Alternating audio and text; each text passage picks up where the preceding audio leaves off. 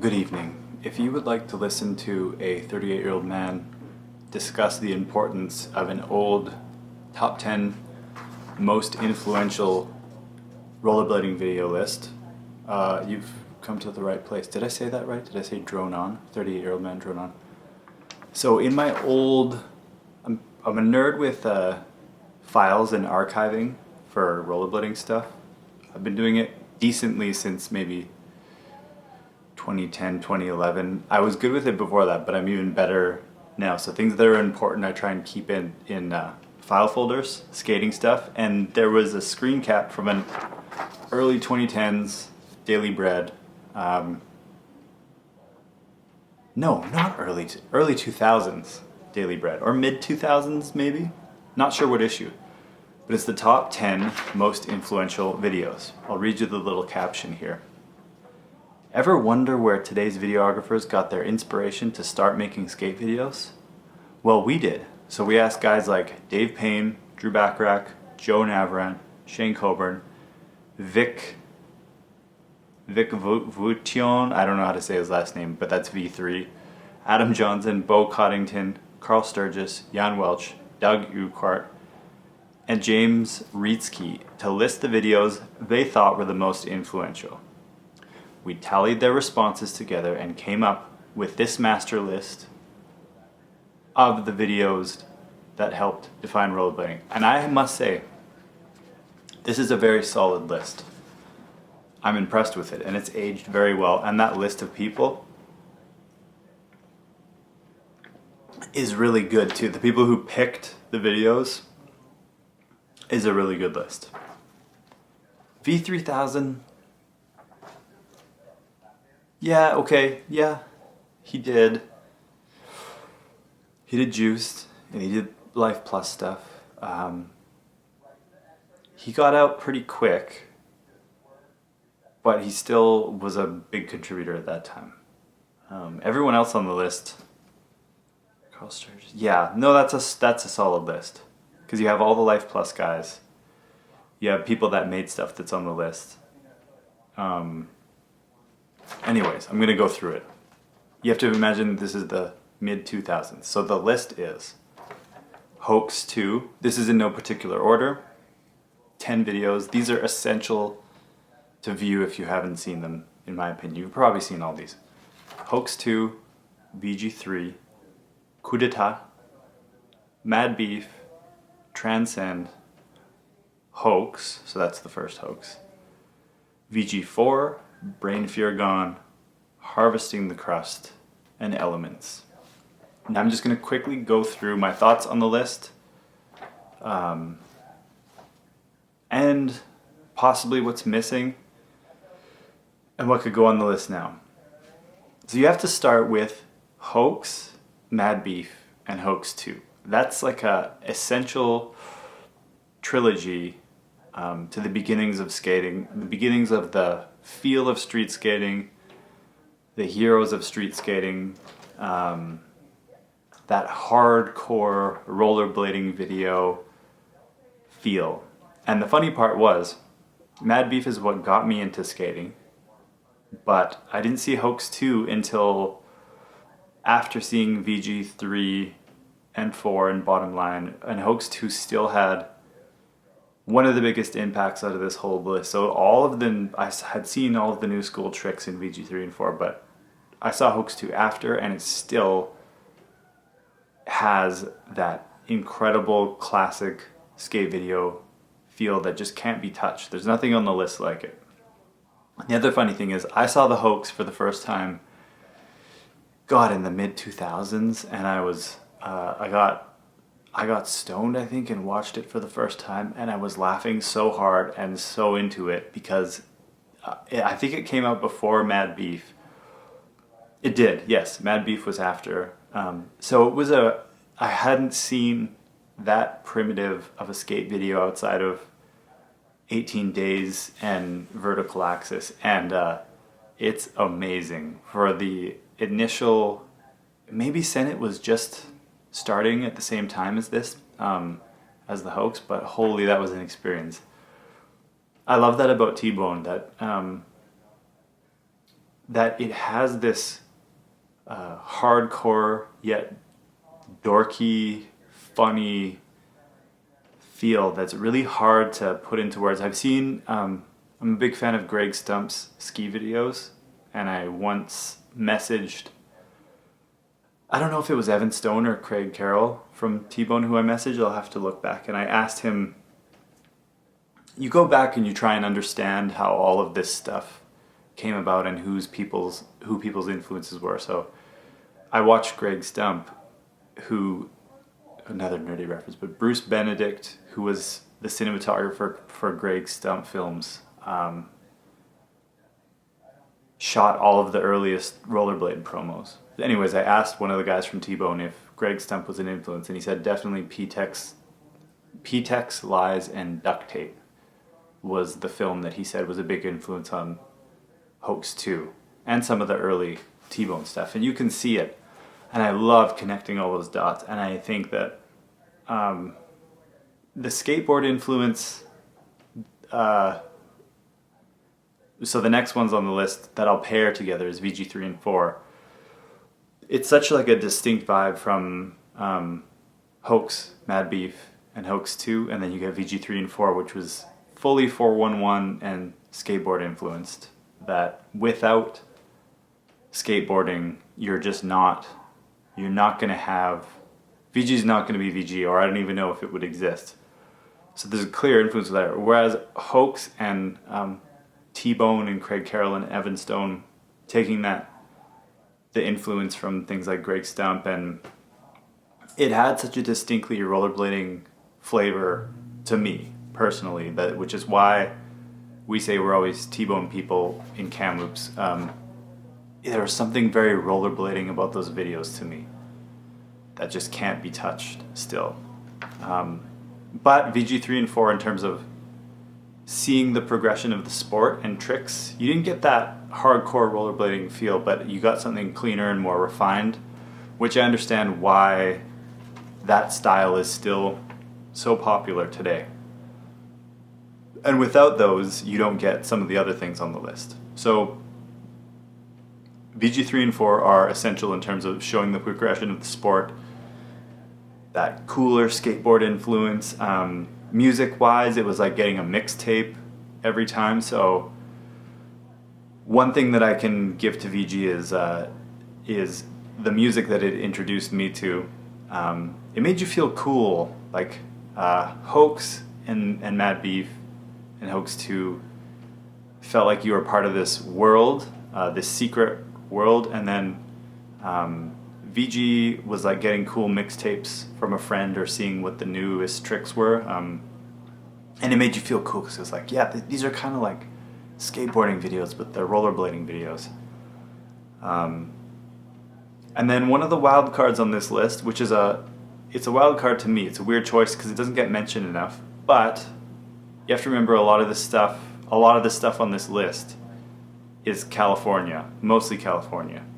So to see Harvesting the Crust, dudes, before people were sliding handrails on skis, I don't know when the first snowboard handrails were, but in terms of like or mid to early 90s footage of people doing insane rails in super cold weather in the Midwest, nothing to do with California, and Scribe and people building something out of nothing. Although rollerblade existed in Minnesota, so and it had a strong, like Canada, it had a strong hockey history and background. So I love seeing Harvesting the Crust on this list because it was like thinking of these guys in Minnesota doing rails that nobody had thought of or seen, and also some interesting technical skating and unique visions that came out of that area. So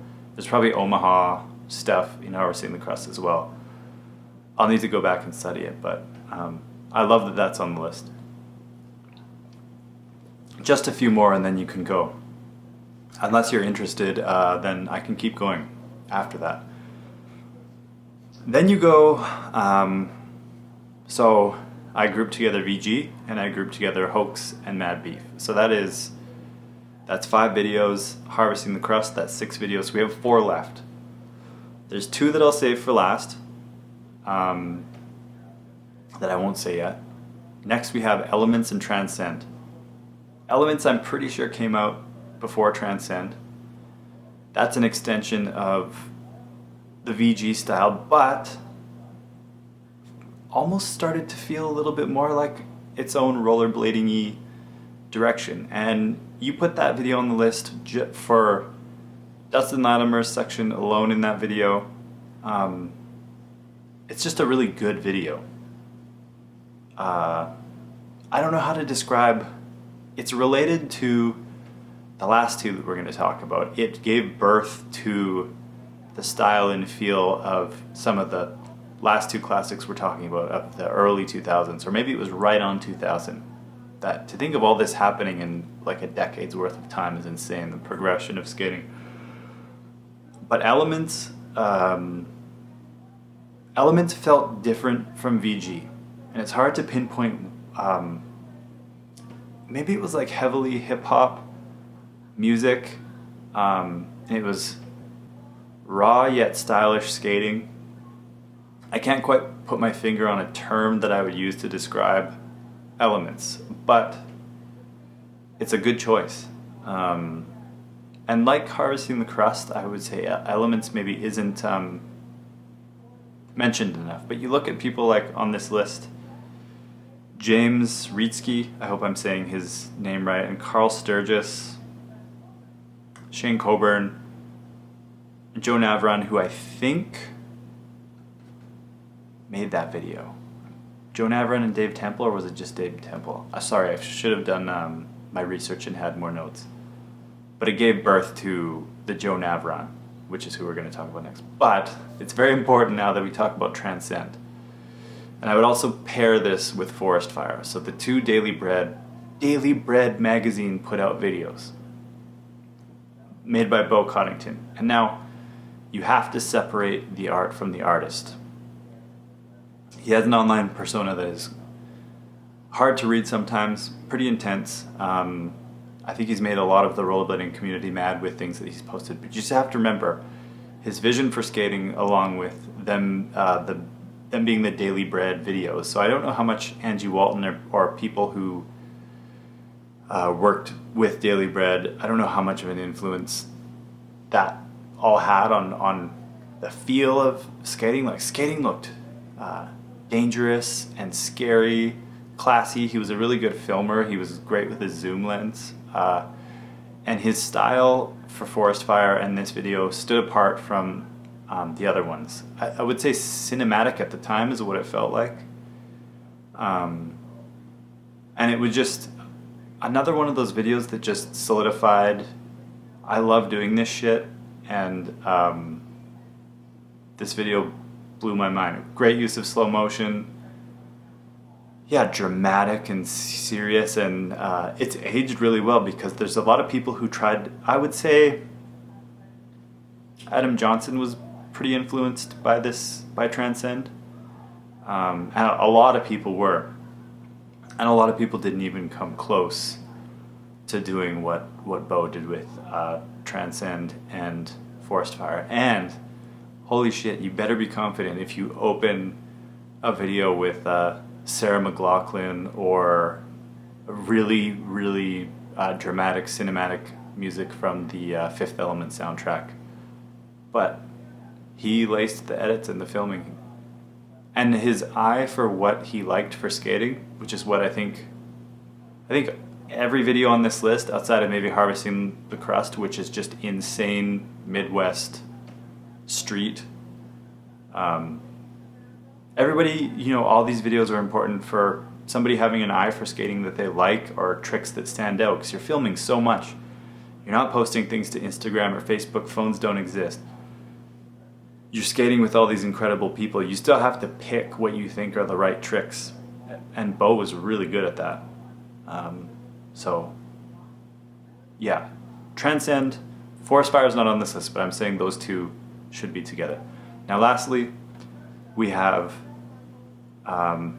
Coup d'etat and Brain Fear Gone. pretty much could pair these together. They were filmed close to the same time. They both changed skating forever. These were the videos that took skating just ascended to not only a new place, but it showed what skating could be. And it also, you watch that worst skating slams of all time, like it set the tone for the next decade of people doing the craziest things, that it just took what was possible on skates and maximized it. So Coup d'etat was Joe Navron, the USD team video, and Brain Fear Gone was Dustin Latimer editing. They filmed probably a lot of it. The team probably filmed a lot of it. And then Shane Coburn being the marketing mastermind behind Mind Game and the Aaron Feinberg secret section, the cover with the puzzle piece. You've heard us do a commentary on this. I would also pair Words with this now. But Words was a year or two later, I'm not sure. But it's a cool thing to think of how to get from the hoax to Brain Fear Gone in 6 or 7 years. What? That amount of progression, and to know that skating actually went down years after, 3 or 4 years after Brain Fear Gone came out is insane. Each one of these ones solidified my love for skating and making videos in their own way. Brain Fear Gone took it. Coup d'etat was great, obviously. Brain Fear Gone took it to a place that's just kind of hard to explain. Latimer, Shima, Elliot, Omar, and a secret Feinberg section. It made skate videos. All these skate videos are pieces of art in their own way. And this one was just like, you could make a masterpiece when all the puzzle pieces fall into place. What a list. If you want to have a movie night, pick anything from here. And we've done commentaries on I did a solo commentary on VG4. We did a commentary on Hoax 2, Brain Fear Gone. I did one on Transcend, but we haven't done many of these other ones, so... Oh, Coup d'etat we did. So we still got to do commentaries on these. Just looking at this list makes me so happy, and I hope it makes you happy too. And you have to remember, so this is early to mid-90s brings you up right to 2000. Pat Lennon videos are missing.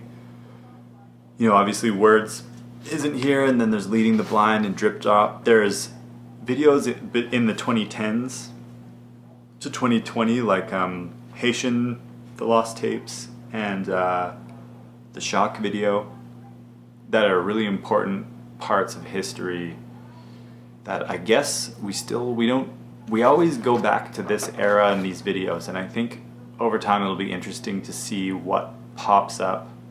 It's hard to pin what's influential. That's what this is, the most influential videos. It's hard to pinpoint what's influential because there's so much that happened, such a wide range of stuff in the last decade, and even in the late 2000s leading into the 2010s. But I think it's important to talk about this stuff. It's important to talk about this list. And it's important to watch the classics and discuss what the new classics are. Haitian Lost Tapes, USD Tour video, all the Pat Lennon videos, the Apples videos, the Shock video. What else do I have on the shelf there?